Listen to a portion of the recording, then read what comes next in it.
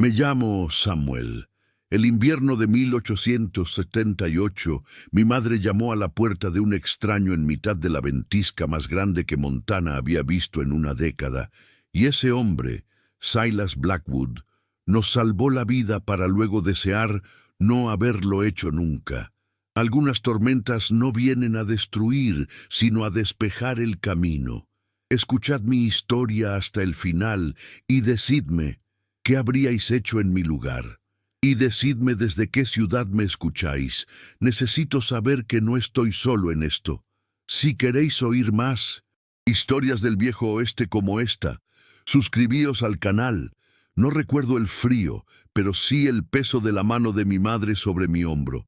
Tenía 8 años y el mundo se había reducido al aullido del viento y al blanco infinito que se tragaba el cielo y la tierra. La rueda de nuestra carreta, rota a un par de millas, era una sentencia de muerte.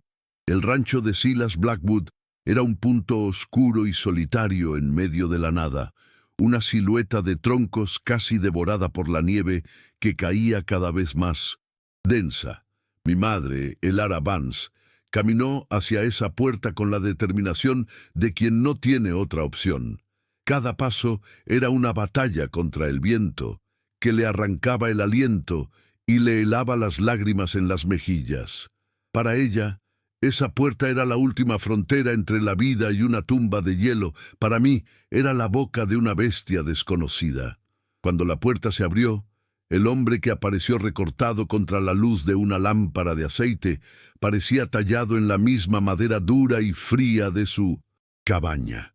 Era Silas Blackwood, alto, ancho de hombros, con una barba que no lograba ocultar la rigidez de su mandíbula. Sus ojos, de un gris tormentoso, nos recorrieron de arriba abajo, no con curiosidad, sino con la irritación de quien ve su paz invadida. El calor que emanaba del interior olía a leña y a soledad. Mi madre, con la voz quebrada por el frío pero firme, pronunció las palabras que lo cambiaron todo. «Disculpe, señor, no tenemos dónde ir». El hombre no respondió. Su mirada se detuvo en mí, en mi cuerpo menudo que temblaba sin control bajo el chal empapado. Y entonces, antes de que cualquier palabra pudiera salir de sus labios, un largo suspiro se escapó de su pecho. Una nube de vaho que pareció llevarse consigo una parte de la coraza que lo cubría. El silencio que siguió fue más denso que la propia ventisca. El viento azotaba las paredes de la cabaña como si la naturaleza misma estuviera exigiendo una respuesta. Mi madre no bajó la mirada. La sostuvo con una dignidad forjada en la pérdida y el agotamiento, dejando claro que no pedía caridad, sino refugio. Se podía sentir la lucha dentro de Silas. Su rostro era un mapa de recelo, cada arruga una frontera que no quería que cruzásemos. Era un hombre que había elegido el aislamiento como penitencia, y nosotros éramos una interrupción, un problema no deseado. Sus ojos grises volvieron a clavarse en mí, y por un instante el narrador, el Samuel adulto, puede ver ahora lo que el niño no entendió entonces. No nos veía a nosotros, sino a los fantasmas que el invierno le traía de vuelta. La decisión que debía tomar no era sobre si dejar entrar a 2 extraños, sino si podía soportar el eco de una vida que creía haber enterrado para siempre. Finalmente, sin pronunciar una sola palabra, Silas Blackwood se hizo a un lado. Fue un movimiento corto, casi imperceptible, pero abrió un camino hacia el calor y la supervivencia. No hubo un gesto de bienvenida. Solo una concesión a regañadientes, una rendición ante una ley no escrita más poderosa que su propio dolor. Al cruzar el umbral, el mundo exterior desapareció. El aullido del viento fue reemplazado por el crepitar del fuego en el hogar. El aire olía a pino, a café y a un silencio antiguo, el de un hombre acostumbrado a hablar solo consigo mismo. En ese momento no lo supimos, pero no solo estábamos entrando en una cabaña para escapar de la tormenta. Estábamos entrando en la vida de un hombre que había cerrado sus puertas al mundo, y nuestra presencia, forzada por la nieve, estaba a punto de derribarlas una a una, lo quisiera él o no. Silas Blackwood no siempre fue el hombre que el viento parecía haber tallado en piedra. Antes de Montana, antes del silencio que se le pegó a la piel como el polvo del camino, hubo un joven en Ohio con las manos encallecidas por el arado y los ojos llenos de la promesa de la tierra. Se llamaba Silas y amaba a una mujer llamada Marta. Su amor no nació de grandes gestos ni de palabras rebuscadas, sino de las cosas sencillas, de compartir un banco en la iglesia los domingos, de las miradas que se cruzaban sobre el mostrador de la tienda del pueblo, del modo en que ella le ofrecía un vaso de agua fresca cuando él paraba a descansar en el linde de su propiedad. Era un amor tranquilo, sólido como los robles que crecían en las colinas de su tierra natal, un amor que parecía destinado a durar para siempre. La promesa del oeste los arrancó de aquella tierra familiar. No buscaban oro ni fama, sino un pedazo de mundo que fuera enteramente suyo, un lugar donde sus hijos pudieran correr sin ver más fin que el horizonte.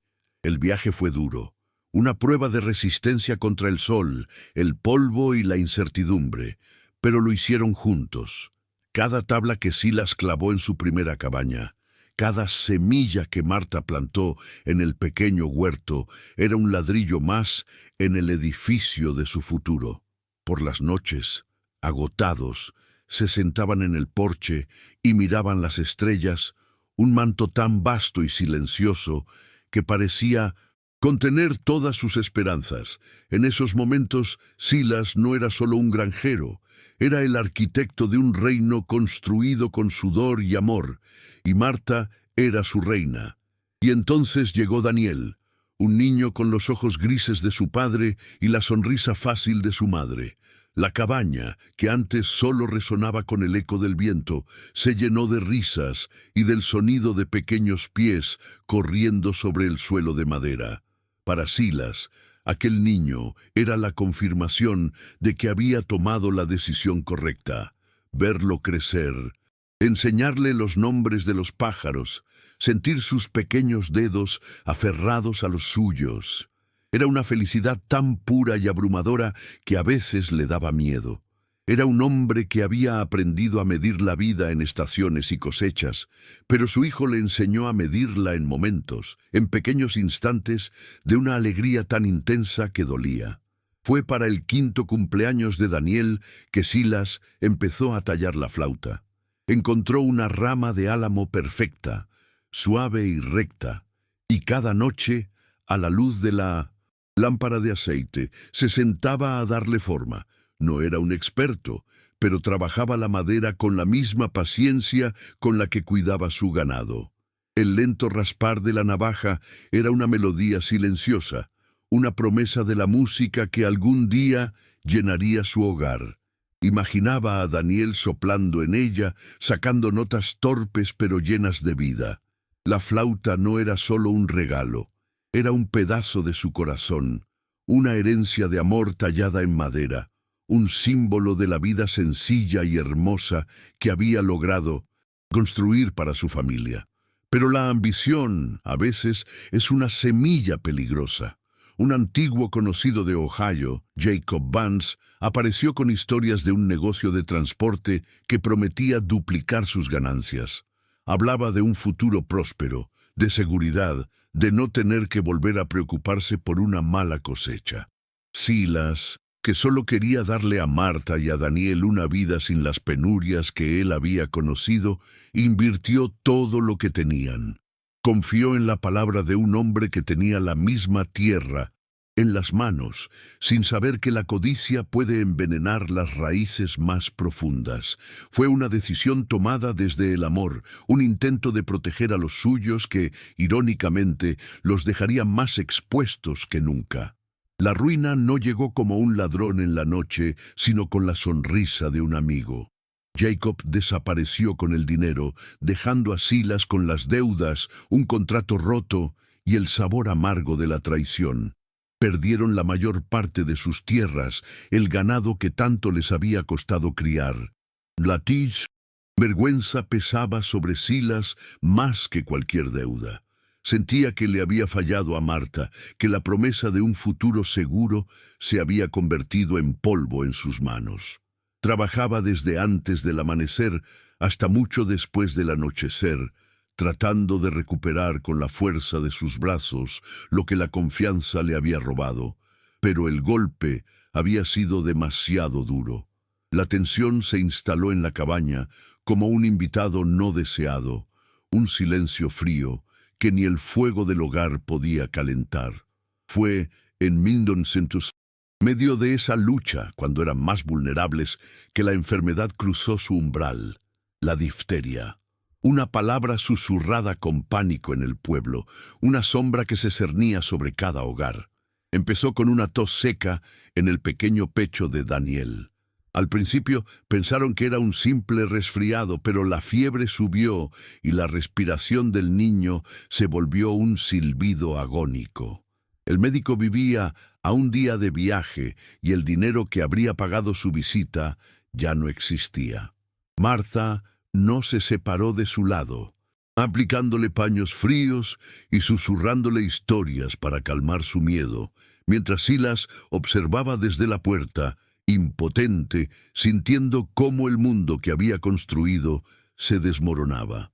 La flauta de madera, a medio terminar, descansaba sobre la repisa de la chimenea. Silas ya no podía mirarla.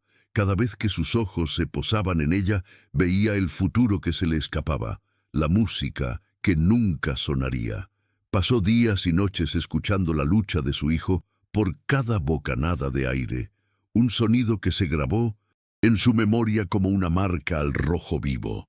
No había nada que pudiera hacer, salvo sostener su manita y ver cómo la vida se extinguía lentamente en sus ojos grises. La muerte de Daniel no fue un estruendo, sino un silencio. Un último suspiro que dejó la cabaña vacía de risas para siempre. Marta, agotada por el dolor y las noches en vela, fue la siguiente. Luchó con la misma fuerza silenciosa con la que había luchado por su hijo, pero su cuerpo ya no tenía defensas. Silas la vio marchitarse como una flor sin agua, la luz de sus ojos apagándose día a día. Murió en sus brazos una mañana de otoño, con la mirada perdida en la ventana, como si buscara un horizonte que ya no podían alcanzar juntos. En menos de un mes, Silas lo había perdido todo: su hijo, su esposa, su futuro. El silencio que siguió no era paz, era un abismo, un vacío tan absoluto que amenazaba con devorarlo. Enterró a Marta junto a Daniel en una pequeña colina desde la que se veía lo que quedaba de su rancho. Cavar en la tierra dura y fría fue su única oración, su único adiós. Cada palada era un recuerdo, una promesa rota, un pedazo de su propia alma que enterraba con ellos. Cuando terminó, se quedó allí de pie, solo, con el viento arrancándole el calor del cuerpo. En ese momento, el joven soñador de Ohio murió también. El hombre que se levantó de aquella colina era otro, uno con el corazón cerrado con candado, un hombre que se juró a sí mismo no volver a construir nada que pudiera serle arrebatado. Fue entonces cuando vendió lo poco que le quedaba y se dirigió al norte, a Montana. No buscaba un nuevo comienzo, sino un final, un lugar tan aislado y salvaje que pudiera reflejar el páramo que sentía en su interior. Encontró aquel rincón perdido y construyó su rancho, no como un hogar, sino como una fortaleza, un lugar para esconderse del mundo, de los recuerdos, de la posibilidad de volver a sentir algo que no fuera el dolor sordo y constante de la pérdida. Eligió la soledad como una penitencia y el incesante trabajo duro como una forma de agotar el cuerpo para que el alma no tuviera fuerzas para gritar. Durante 5 años, esa fue su vida. Una rutina inmutable marcada por el sol y las estaciones. Cortar leña, cuidar del ganado, reparar cercas. Hablaba más con sus caballos que con cualquier ser humano. La gente del pueblo más cercano lo conocía como el viudo Blackwood, un hombre huraño y solitario del que era mejor mantenerse alejado. Y a él le parecía bien. Cada clavo que martillaba, cada surco que abría en la tierra, era un intento de mantener a raya los fantasmas, pero los fantasmas, como el invierno de Montana, siempre encontraban la forma de colarse por las grietas. Dentro de la cabaña, en el fondo de un viejo baúl de madera, guardaba las únicas reliquias de su vida anterior: un mechón del pelo castaño de Marta, atado con una cinta, y la flauta de álamo inacabada. Nunca abría ese baúl. Saber que estaban allí era suficiente, un recordatorio constante de su fracaso, un ancla que lo mantenía firmemente atado a su dolor. El baúl era un sepulcro dentro de su propia casa, y él era su guardián silencioso, asegurándose de que el pasado permaneciera enterrado, sin profanar el presente vacío que había elegido para sí mismo. Y ahora, de repente, ese sepulcro había sido profanado, no por él, sino por la llegada de una mujer con los ojos cansados y un niño que dormía junto a su fuego. Ver a Samuel, tan frágil bajo la manta, era como si el fantasma de Daniel se hubiera sentado en su propia casa. Cada movimiento del niño, cada suspiro en sueños, era una tortura. Silas sentía un dolor tan agudo y familiar que tenía que salir de la cabaña y respirar el aire helado para no ahogarse. La presencia de aquel niño era un espejo que le devolvía el reflejo del padre que había sido y del hombre en que se había convertido. Su mirada se posaba en Elara mientras ella se movía por la cabaña con una eficiencia silenciosa. La observaba remendar una de sus camisas de trabajo a la luz del fuego, sus dedos moviéndose con una habilidad que le recordaba dolorosamente a Marta.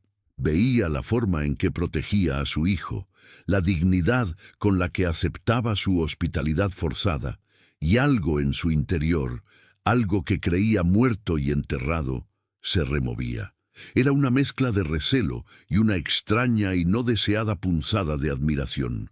Ella representaba todo lo que él había perdido, todo de lo que había huido, y tenerla bajo su techo era como invitar a la vida a entrar en una tumba.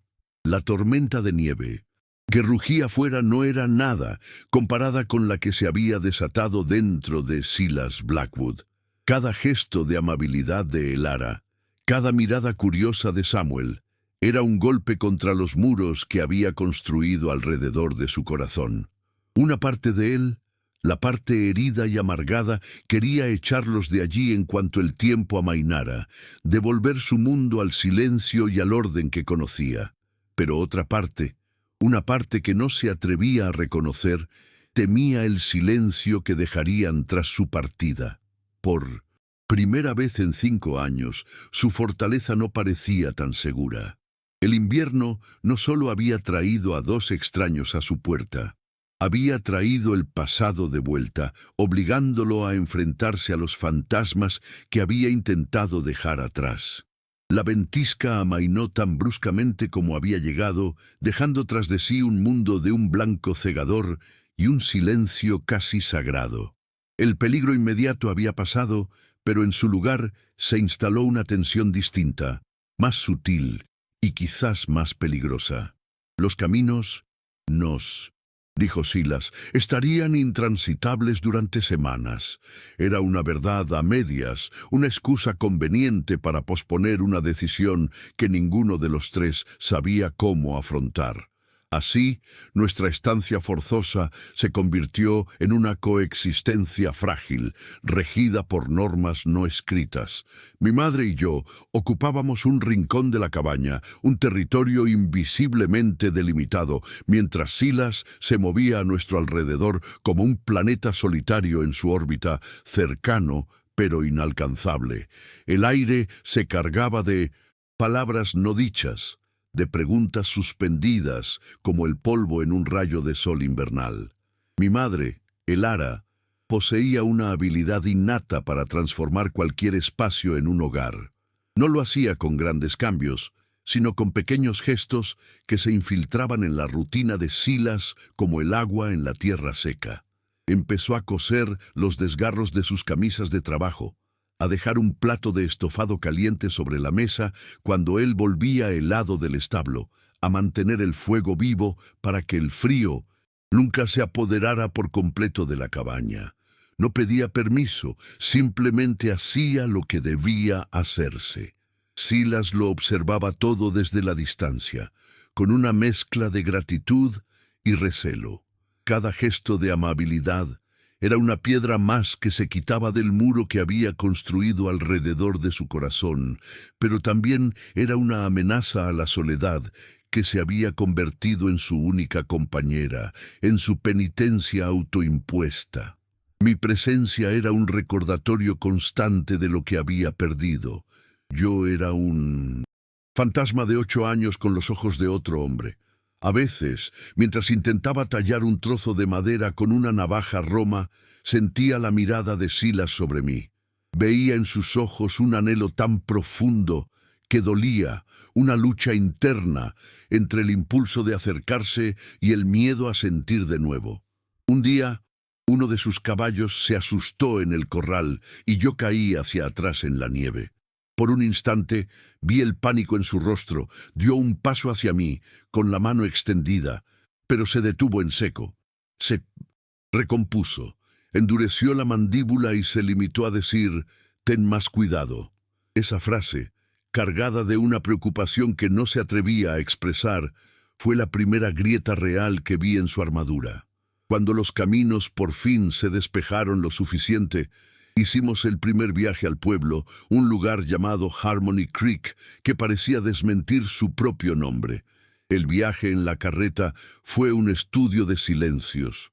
Mi madre y yo íbamos en la parte de atrás, mientras Silas conducía, con la espalda tan rígida como una de las tablas del vehículo. En el pueblo, cada mirada era un juicio. Éramos una anomalía. El viudo solitario y la viuda desconocida con su hijo. El tendero, un hombre llamado Henderson con ojos pequeños y curiosos, nos interrogó con preguntas amables que eran más afiladas que cuchillos.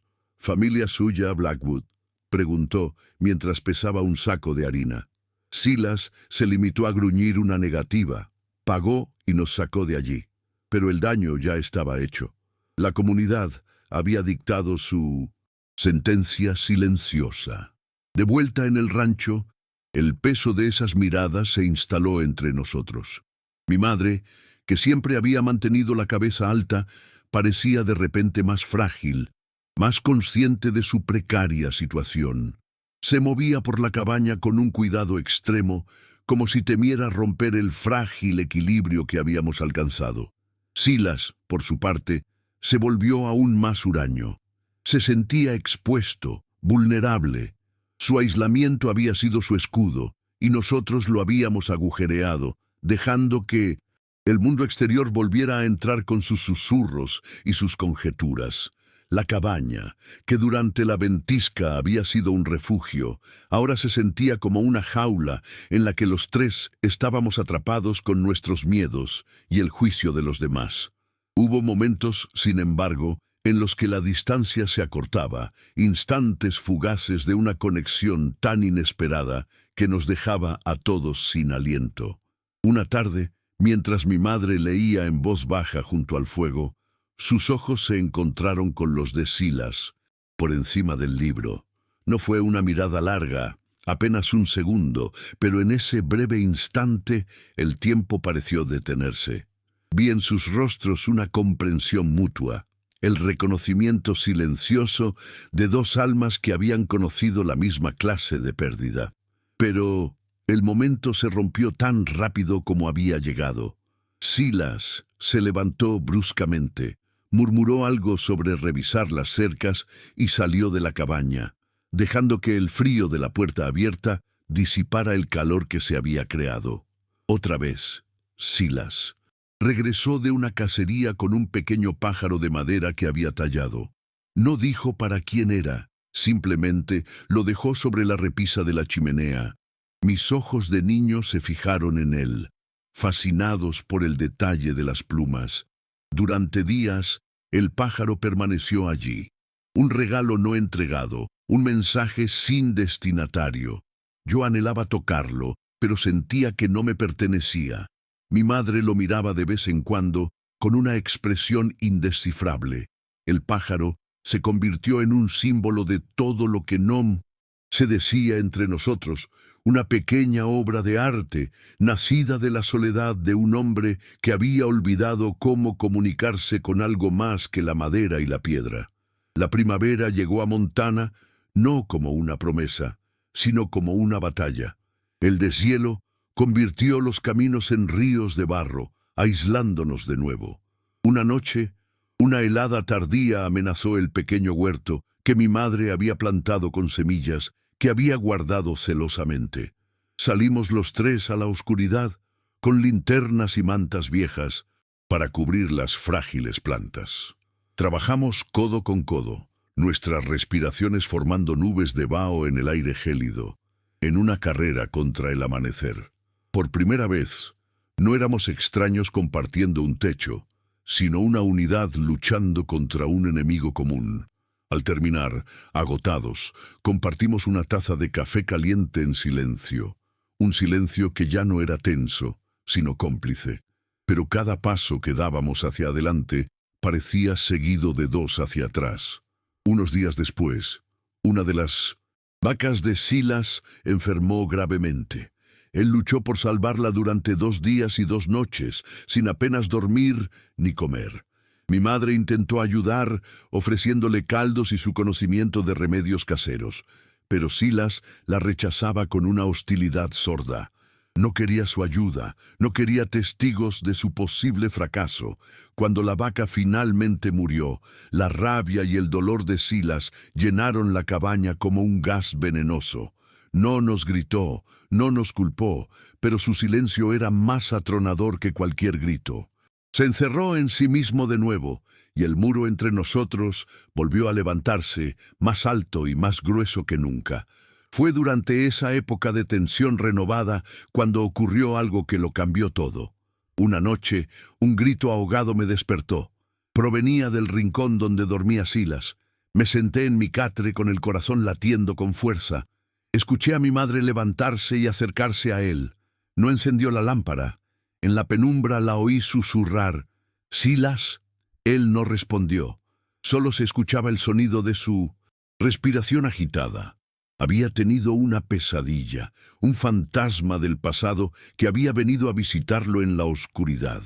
Mi madre permaneció a su lado durante unos minutos, una presencia silenciosa y vigilante, y luego regresó a su lecho sin decir una palabra. A la mañana siguiente, el aire estaba cargado de una electricidad extraña. Silas nos evitaba la mirada, su rostro una máscara de vergüenza y agotamiento. Mi madre actuaba como si nada hubiera pasado, pero yo noté un cambio en ella. Había visto una vulnerabilidad en él que iba más allá de su rudeza, una herida tan profunda que seguía sangrando en sus sueños. Ese conocimiento la hizo más paciente, pero también más cautelosa. Comprendió que el hombre con el que convivían no solo estaba de luto por una pérdida, estaba siendo perseguido por ella. Y vivir con un hombre perseguido por fantasmas es como vivir en una casa encantada. Nunca sabes cuándo el pasado va a aparecer para reclamar lo que es suyo. Los días se convirtieron en semanas, y la primavera empezó a ceder el paso a los primeros indicios del verano. La vida en el rancho se había asentado en una rutina predecible pero frágil. Habíamos aprendido a navegar por los silencios de Silas, a interpretar sus estados de ánimo por la forma en que cerraba una puerta o afilaba su hacha. Pero era una paz precaria, la calma que precede a una tormenta. Mi madre sabía que no podíamos quedarnos para siempre. Empezó a hablar de buscar trabajo en algún pueblo, quizás como maestra o ayudante en una tienda. Cada vez que mencionaba la posibilidad de marcharnos, veía una sombra cruzar el rostro de Silas, un destello fugaz de algo que se parecía al miedo. La tensión alcanzó un punto crítico el día que un vendedor ambulante pasó por el rancho. Era un hombre hablador que traía noticias del mundo exterior y una caja llena de baratijas. Mientras mi madre examinaba unas cintas de colores, el vendedor le preguntó de dónde venía. Ella mencionó Missouri y el nombre de su difunto marido. Al oír el apellido Vance, vi cómo la espalda de Silas se tensaba. Fue un movimiento casi imperceptible, pero para mí, que me había convertido en un experto observador de sus gestos, fue como el sonido de un gatillo al amartillarse. No dijo nada, pero su rostro se oscureció y una frialdad nueva y peligrosa emanó de él. Aquella noche, la atmósfera en la cabaña era irrespirable. Silas apenas probó la cena. Se sentó junto al fuego, limpiando su rifle con una concentración feroz, cada movimiento brusco y calculado. Mi madre intentó iniciar una conversación, preguntarle sobre la cosecha de heno, pero él solo respondía con monosílabos.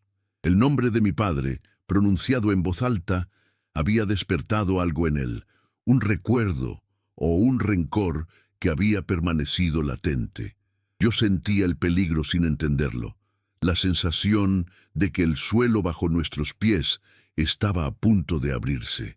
La coexistencia pacífica se había roto, y una confrontación era inevitable. Fue mi madre quien decidió forzar la situación.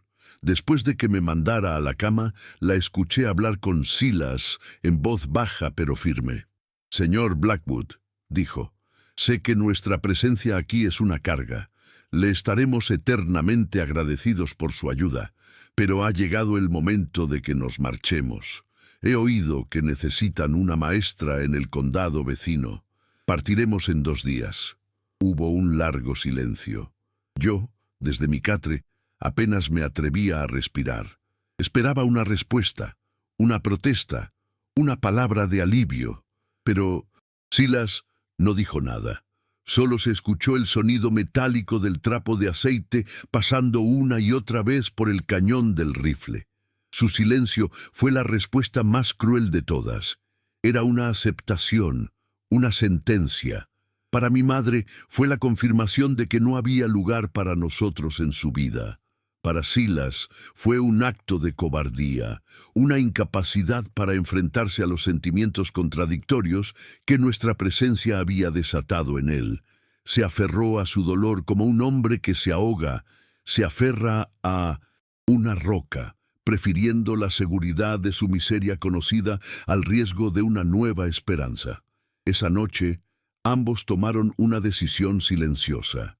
Ella decidió marcharse para proteger su dignidad y el futuro de su hijo. Él decidió dejarlos ir para proteger su soledad. A la mañana siguiente, mi madre empezó a empaquetar nuestras escasas pertenencias con una determinación sombría. Cada objeto que guardaba en nuestro viejo baúl era un clavo más en el ataúd de la vida que podríamos haber tenido allí. Silas salió al amanecer y no regresó hasta el anochecer, sumergiéndose en el trabajo más duro que pudo encontrar, como si el agotamiento físico pudiera anestesiar su alma. La cabaña se llenó de un silencio de despedida, el silencio de las oportunidades perdidas y las verdades no dichas. Yo observaba todo, sintiendo que estábamos a punto de ser expulsados de un extraño paraíso, sin entender que la verdadera tormenta no era la que nos había traído hasta allí, sino la que estaba a punto de desatarse. Fue entonces cuando lo vi. Mientras recogía mis cosas, mi mano tropezó con el viejo reloj de bolsillo de mi padre, el que mi madre guardaba como un tesoro. Se cayó al suelo y la tapa trasera se abrió con el golpe. Dentro, a la vista de todos, había una pequeña inscripción grabada en el metal. No solo estaba el nombre de mi padre, sino también el de su hermano, Jacob Vance. Levanté la vista y vi que Silas se había detenido en el umbral de la puerta. Su mirada estaba clavada en el reloj, abierto, en ese nombre. Su rostro, que había sido una máscara de indiferencia, se contrajo en una mueca de incredulidad. luego de furia y finalmente de un dolor tan puro y antiguo que me heló la sangre. El pasado no estaba llamando a la puerta, acababa de derribarla de una patada. El silencio en la cabaña se hizo añicos con el sonido metálico del reloj de mi padre al caer sobre las tablas del suelo. El golpe seco fue como un disparo en la quietud, un presagio de que algo irrevocable acababa de suceder. La tapa trasera, debilitada por los años y el viaje, saltó, revelando las entrañas de latón y el reverso pulido del metal. Mi madre ahogó una exclamación de angustia, agachándose para recuperar su único tesoro, pero se detuvo. Se detuvo porque Silas Blackwood, que había estado observándonos desde el umbral con su habitual distancia, se había quedado completamente inmóvil, como si un rayo lo hubiera petrificado. Su cuerpo entero se tensó, una cuerda a punto de romperse, y su mirada, normalmente perdida en algún horizonte interior, se clavó en el pequeño objeto dorado que brillaba en el suelo con una intensidad que me heló la sangre. La luz del atardecer que se colaba por la ventana incidió directamente sobre el metal abierto, haciendo brillar la delicada caligrafía grabada en su interior. No era solo el nombre de mi padre, Thomas Vance, lo que estaba allí. Sobre su nombre, en una letra un poco más florida, se leía una dedicatoria que yo nunca había notado. Para mi hermano, de Jacob Vance. El nombre flotó en el aire denso de la cabaña durante un segundo que se sintió eterno. Jacob Vance. Para mi madre y para mí, era solo un nombre, el del tío que nunca conocimos, el hermano de mi padre que se había perdido en el oeste. Pero para Silas Blackwood, ese nombre fue la llave que abrió de golpe la tumba donde había enterrado su corazón, liberando a todos los fantasmas que había intentado dejar atrás en Ohio. Pude ver, incluso con mis ojos de niño, cómo el pasado se apoderaba de él. Su rostro, normalmente una máscara de piedra tallada por el dolor y la soledad, se resquebrajó. La incredulidad dio paso a una furia oscura y silenciosa, una rabia que no explotaba hacia afuera, sino que implosionaba, consumiéndolo desde dentro. Y tras la furia emergió el dolor en su forma más pura y desnuda. En sus ojos grises vi el reflejo de una cabaña llena de risas, el rostro de una mujer que ya no estaba y la pequeña mano de un niño que se le había escapado. Todo ese amor perdido, toda esa vida arrebatada, se conectó en su mente en ese instante con nosotros, con mi madre, con el apellido Vance. Éramos la descendencia del hombre que él culpaba de su ruina, los herederos de la traición que le había costado todo. Mi madre, ajena a la historia que se desarrollaba en la mente de Silas, extendió la mano para recoger el reloj, su rostro lleno de una preocupación genuina por el objeto y una confusión creciente por la reacción del hombre. Pero antes de que sus dedos pudieran rozar el metal, Silas dio un paso adelante. No dijo nada, no hizo ningún gesto violento, simplemente se interpuso entre ella y el reloj, su sombra cubriéndonos a ambos, y su mirada, ahora fría como el hielo de un río en enero, se posó en ella. Era una mirada que la despojaba de su identidad como Elara, la mujer fuerte y digna que había sobrevivido a la tormenta, y la convertía en algo más, una Vance, la portadora de un apellido envenenado. Jacob Vance, dijo por fin, y su voz era un murmullo grave, irreconocible. El sonido de la tierra removida de una tumba no era una pregunta, era una acusación, una sentencia. Era el hermano de su marido. Mi madre levantó la vista parpadeando, intentando comprender la conexión, el porqué de esa hostilidad repentina. Y entonces, como si las piezas de un rompecabezas olvidado encajaran de golpe, la comprensión la golpeó con la fuerza de una bofetada. Recordó las historias fragmentadas de mi padre sobre un negocio fallido, sobre un socio que lo había perdido todo, sobre una deuda de honor que nunca pudo pagar. Y lo entendió. Entendió la amargura de Silas, la profundidad de su aislamiento. Entendió que, sin saberlo, habíamos buscado refugio en el corazón mismo de la herida de un hombre, y que nuestro apellido era la sal en esa herida. El color desapareció del rostro de mi madre. La vi encogerse, no de miedo, sino de una vergüenza abrumadora. Se sintió como una impostora, una usurpadora. La frágil confianza que habían construido, con gestos silenciosos, con tazas de café compartidas al amanecer y con la reparación de camisas rotas, se hizo cenizas en ese instante. El hombre que la miraba ya no era el anfitrión reacio que empezaba a mostrar destellos de humanidad.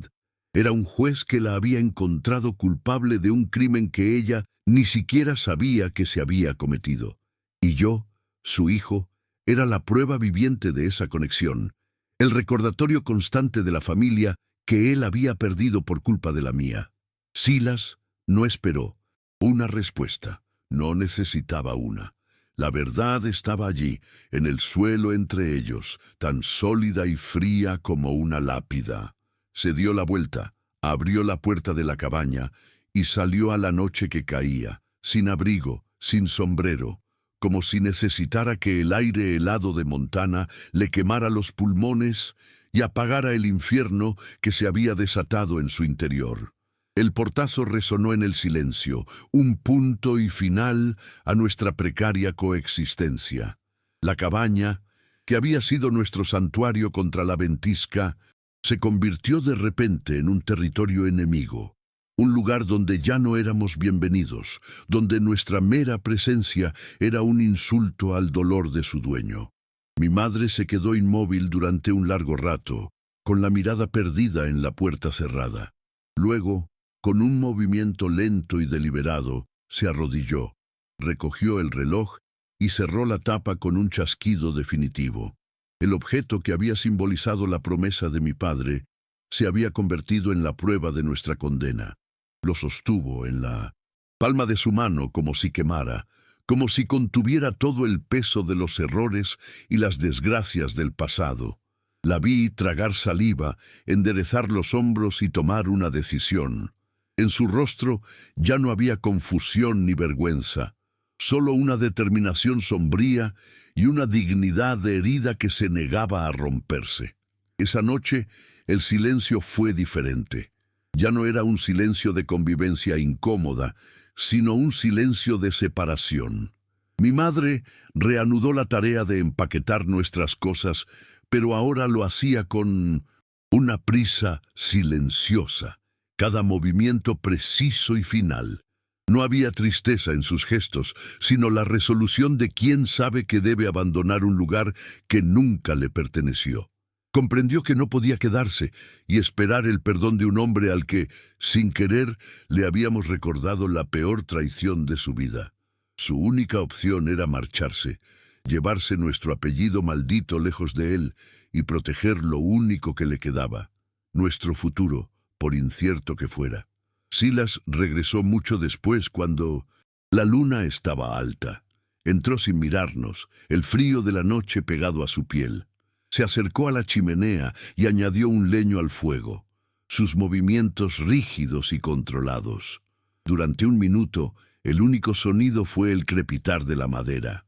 Luego, sin volverse, habló a las llamas, pero sus palabras eran para nosotros. Cuando amanezca, quiero que se hayan ido. La frase fue corta, desprovista de emoción, pero su finalidad era tan cortante como el filo de un hacha. No había espacio para la súplica ni para la explicación. Era una orden, un destierro. Aquella noche, mientras fingía dormir, observé las dos figuras que compartían el espacio sin compartir nada más. Mi madre, sentada en una silla con la espalda recta como un junco, velando nuestras escasas pertenencias, una guardiana silenciosa de nuestra dignidad rota. Y Silas, de pie junto a la ventana, mirando la oscuridad, una silueta de soledad que había elegido activamente volver a abrazar su dolor. Había tenido la oportunidad de dejar que la vida entrara de nuevo en su fortaleza, pero el fantasma de un nombre grabado en un reloj había sido más fuerte. Había elegido el pasado, la seguridad de su miseria conocida, antes que el riesgo de un futuro incierto. En ese momento, vi con claridad la encrucijada en la que nos encontrábamos. Silas se había cerrado de nuevo, reconstruyendo los muros a su alrededor, más altos y gruesos que antes. Había pasado de ser un hombre que reaccionaba a su dolor a ser un hombre que actuaba para protegerlo, incluso si eso significaba expulsar la única brizna de calor que había sentido en 5 años. Y mi madre, por su parte, había pasado de ser una refugiada dependiente a una mujer que tomaba las riendas de su destino. La revelación no solo había destruido nuestra frágil paz, nos había obligado a ambos a tomar una decisión, a elegir qué clase de personas seríamos a partir de ese momento. La decisión de Silas fue la de un hombre que se rinde a sus fantasmas. Nos echaba no por odio, sino por un dolor tan profundo que no podía soportar nuestra presencia. Nos veía y no podía evitar ver al hombre que le había robado el futuro, y en mí, al hijo que debería haber estado tallando una flauta. Cada respiración que dábamos en su casa era una profanación de su santuario de luto. Dejarnos ir era, para él, un acto de autopreservación, una forma de volver a sellar la tumba y quedarse solo con sus muertos, que eran la única compañía que creía merecer. La decisión de mi madre, en cambio, fue un acto de amor y supervivencia. Entendió que no podíamos sanar la herida de Silas, solo infectarla más. Quedarse habría sido aceptar una culpa que no era suya, vivir bajo la sombra de un rencor que nos envenenaría a todos. Marcharse era la única forma de reclamar nuestra propia historia, de liberarnos del pasado de 2 hombres muertos y buscar un lugar donde el apellido Vance no fuera una sentencia, sino simplemente un nombre. Era un paso hacia lo desconocido, pero un paso dado con la cabeza alta. Así, la revelación del reloj no solo cambió la dinámica entre nosotros, sino que marcó un punto de no retorno. La coexistencia forzada se había terminado. El lento deshielo de la primavera en el corazón de Silas se había congelado de nuevo, de forma más sólida y permanente. La posibilidad de un futuro compartido se había desvanecido como el vaho en un cristal helado. Lo que quedaba era la cruda realidad. Éramos 2 familias rotas, unidas y separadas por el mismo fantasma, y el amanecer traería consigo una despedida que ninguno de nosotros sabía cómo afrontar. El escenario estaba preparado para el acto final. Silas había hecho su elección, una elección que lo devolvía a su aislamiento autoimpuesto, a su penitencia sin fin. Mi madre había hecho la suya, una elección que nos empujaba de nuevo al camino, a la incertidumbre, pero también a la libertad. La pregunta que flotaba en el aire gélido de aquella última noche no era si nos iríamos, sino qué sucedería cuando lo hiciéramos. Si esa separación sería el final de la historia, o simplemente el preludio de una confrontación final que el destino, con su cruel ironía, aún nos tenía reservada. El amanecer llegó sin colores, un simple cambio del negro al gris sobre un mundo helado.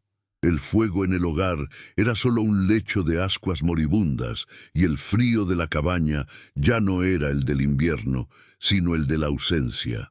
Mi madre se movía en la penumbra, con una eficiencia silenciosa que era casi una forma de oración.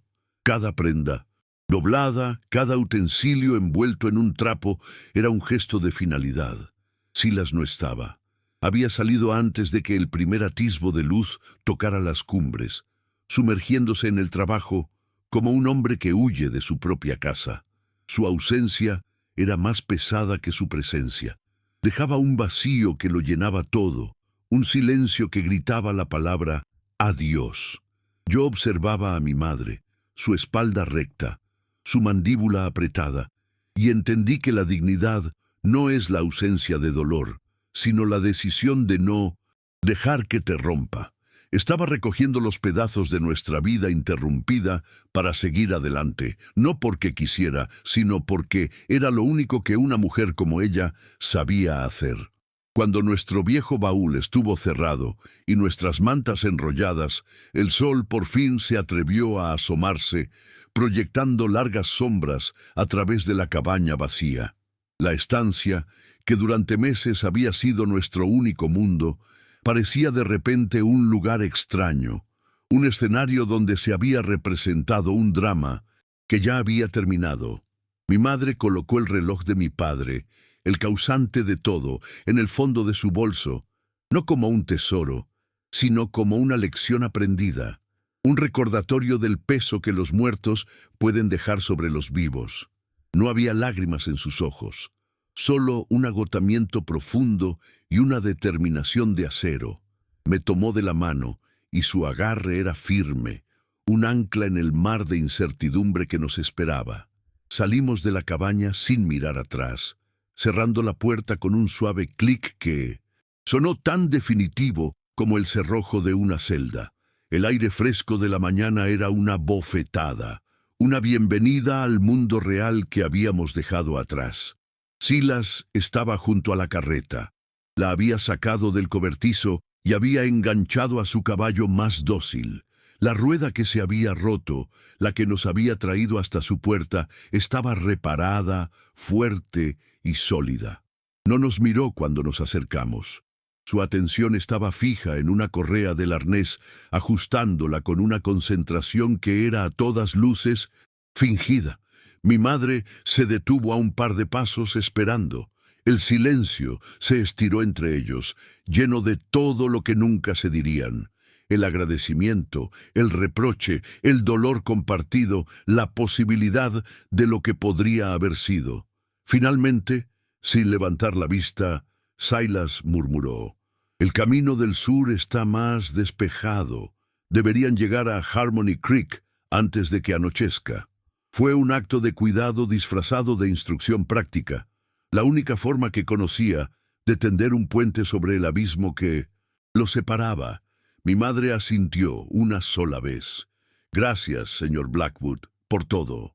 Ayudó a mi madre a subir a la carreta y luego me levantó en brazos para sentarme a su lado. Y entonces, justo cuando pensaba que todo había terminado, sucedió algo que se grabó en mi memoria para siempre.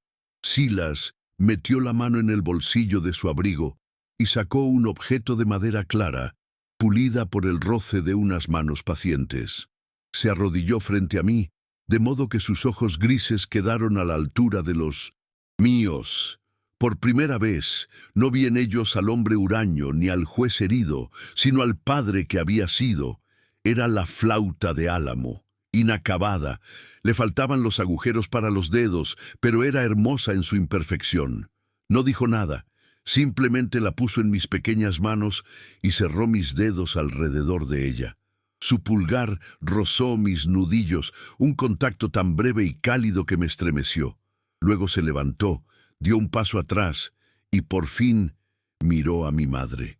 En esa mirada silenciosa se dijeron todo lo que las palabras no podían expresar: un perdón, una despedida y el reconocimiento de una deuda que ambos sabían que nunca podría ser saldada. Nos marchamos. Mientras la carreta se alejaba traqueteando por el camino embarrado, me giré para mirar atrás. Silas Blackwood permaneció allí de pie en medio de su rancho vacío, una figura solitaria que se hacía cada vez más pequeña contra la inmensidad de Montana. No se movió hasta que fuimos solo un punto en el horizonte. Aquella flauta nunca llegó a producir música, pero se convirtió en el símbolo de una justicia silenciosa. No obtuvimos un hogar, ni él obtuvo la paz, no de inmediato. Pero en ese gesto, en ese regalo imposible, mi madre recuperó su honor, demostrando que no éramos la encarnación de una traición, sino simplemente viajeros atrapados en una tormenta. Y Silas, al entregar el último vestigio de su propio hijo perdido, eligió un futuro para mí, aunque no pudiera construir uno para sí mismo. No fue un final feliz, pero fue un El final justo.